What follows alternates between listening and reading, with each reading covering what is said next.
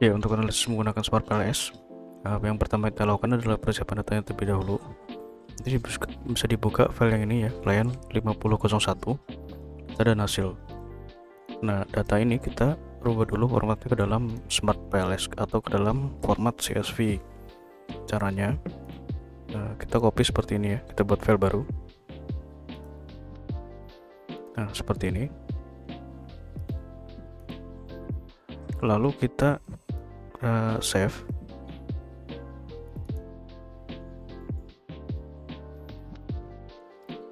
Kita bisa beri nama.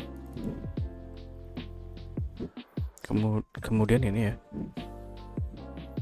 save as type, kita klik, kita rubah formatnya ke CSV ini, CSV UTF-8, lalu klik save. Karena saya sudah buat, nanti bisa menggunakan file yang ini saja yang sudah saya buatkan. Oke, seperti itu untuk file CSV-nya. Nah, kemudian setelah CSV-nya terbentuk, kita buka aplikasi Smart PLS-nya. Nah, di sini saya menggunakan Smart PLS versi 4 ya. Jadi setelah dibuka nanti akan ada tampilan seperti ini. Kita ini ya, klik new project, kita beri nama.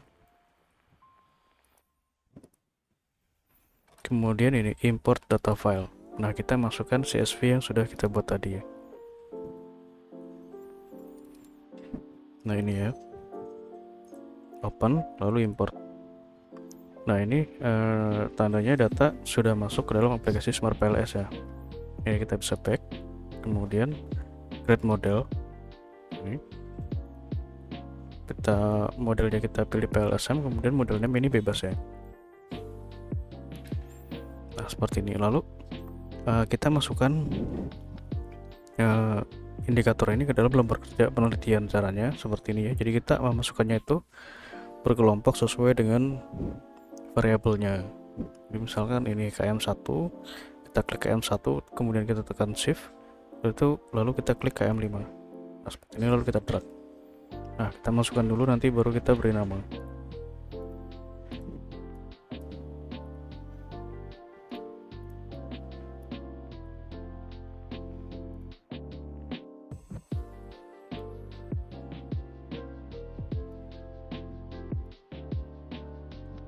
Seperti ini ya. Oke, lalu kita beri nama.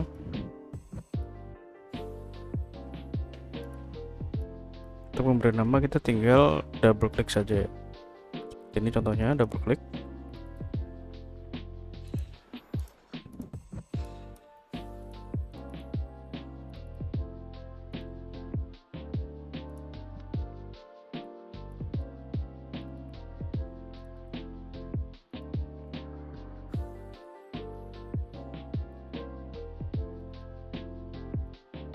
Ya, seperti ini ya. Lalu kita susun posisinya ini sesuai dengan hipotesis yang sudah ditentukan.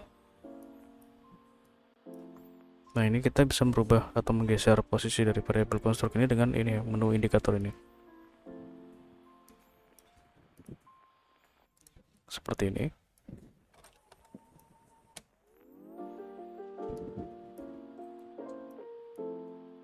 Nah, seperti ini ya. Jadi setelah disusun seperti ini, lalu kita hubungkan ya variabel ini dengan menu connect ini. Nah, garis penghubung ini harus sesuai dengan ini ya, hipotesis penelitiannya. Ya, kita hubungkan dari X1 ke M, kemudian X1 ke Y, X2 ke Y, M ke Y. Nah, seperti ini kan sudah sesuai ya. Ini kita bisa save terlebih dahulu.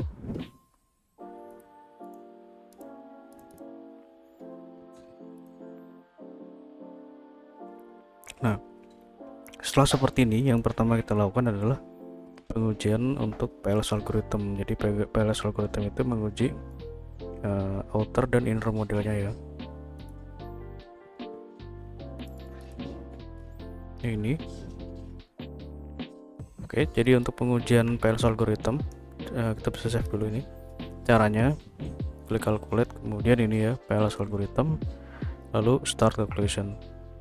Nah, seperti ini hasil pengujiannya.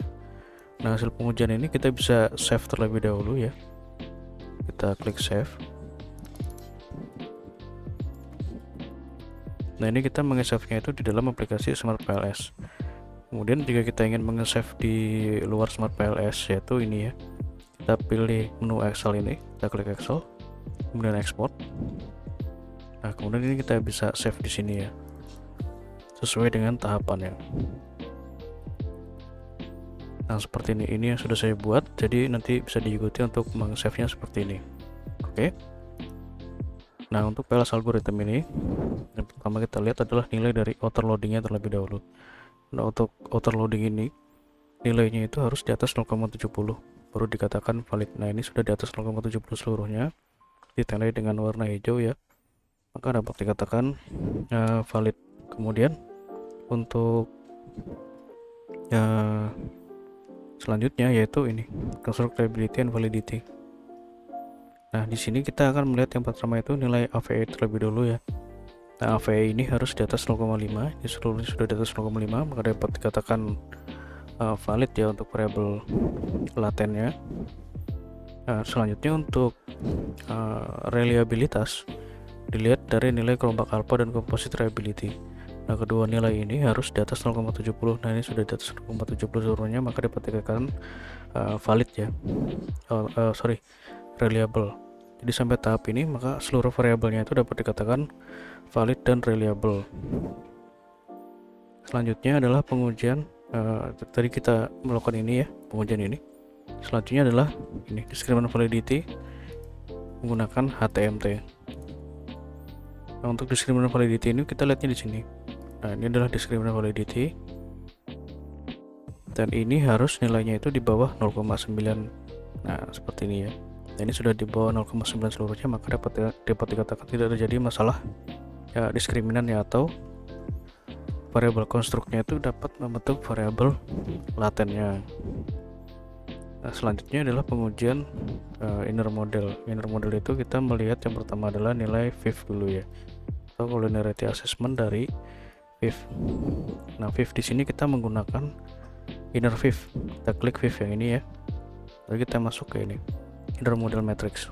Nah, nilai VIF ini harus di bawah 5. Nah, ini seluruhnya sudah di bawah 5, maka dapat dikatakan tidak terjadi gejala multikolonialitas. Selanjutnya adalah R. Untuk R square kita lihat nilainya dari sini ya. Ini R square. R square ini menunjukkan seberapa besar pengaruh variabel independen terhadap dependen. Nah, ini contohnya adalah kinerja pegawai. Nilainya adalah 0,747, artinya ya di sini variabel ini ya, variabel X1, X2 dan M mempengaruhi sebesar 74,7%, sedangkan sisanya di luar dari model penelitian. Seperti itu untuk cara membacanya. Begitupun dengan yang M ya, sama. Selanjutnya adalah fxs ya, F square. Nah, F square diperoleh dari sini. Dan di sini kita lihat ada beberapa opsi ya. Kita pilih yang ini ya, matrix. Nah, untuk yang ini, F square ini menunjukkan seberapa besar pengaruh variabel independen terhadap dependen secara parsial ya. Kalau yang R tadi itu secara simultan, ini secara parsial. Jadi bagaimana pengaruh variabel X2 terhadap Y, X2 terhadap M. Nah, itu dilihat dari sini nanti. Nah, ini bisa diikuti ya. Jadi ini nilainya berapa, kemudian kita lihat di sini untuk skalanya itu dia masuk apa gitu loh. Apakah dia itu kecil, sedang, atau besar. Seperti itu. Selanjutnya yang terakhir adalah uji hipotesis penelitian. Oke. Nah, caranya untuk uji sebelumnya kita lakukan dulu ini ya, uji predictive relevance Q kuadrat. Caranya klik calculate, kemudian ini ya, blind holding, start calculation. Nah, kita lihat nilai yang ini, construct cross validated redundancy. Nah, kita pilih yang total. Nah, ini adalah nilai dari Q kuadratnya. Untuk interpretasinya nanti bisa dilihat di sini ya.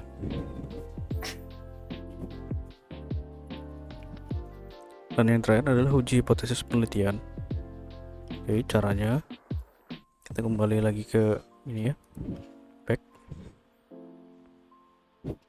Nah, untuk uji hipotesis caranya klik calculate, kemudian bootstrapping, lalu start calculation. Nah, seperti ini untuk uji hipotesisnya. Jadi hipotesis ini kita lihat adalah nilai dari path koefisien. Nah, path koefisien ini merupakan pengaruh langsung ya, koefisien jalur pengaruh langsung. Nah, di sini kita bisa lihat yang pertama kita perhatikan adalah nilai original sample dan p-value.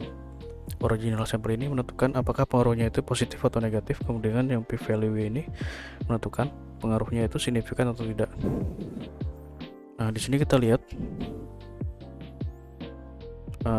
bisa lihat untuk X2 terhadap Y itu memiliki pengaruh positif ya, positif signifikan. X2 terhadap M memiliki pengaruh positif signifikan, jadi seperti itu. Dan untuk yang pengaruh tidak langsung atau pengaruh melalui variabel mediasi, dilihat di sini specific and direct effect. Nah, ini ya, sama seperti tadi cara membacanya. Jadi kita lihat nilai O-nya dulu, original sample ini, dan nilai p-value-nya. Nah, di sini berarti dapat kita ketahui ya, berarti untuk X2 terhadap Y yang dimediasi oleh motivasi itu terdapat pengaruh positif signifikan. Jadi seperti itu untuk cara membacanya. Jika ada yang kurang jelas nanti bisa ditanyakan. Terima kasih.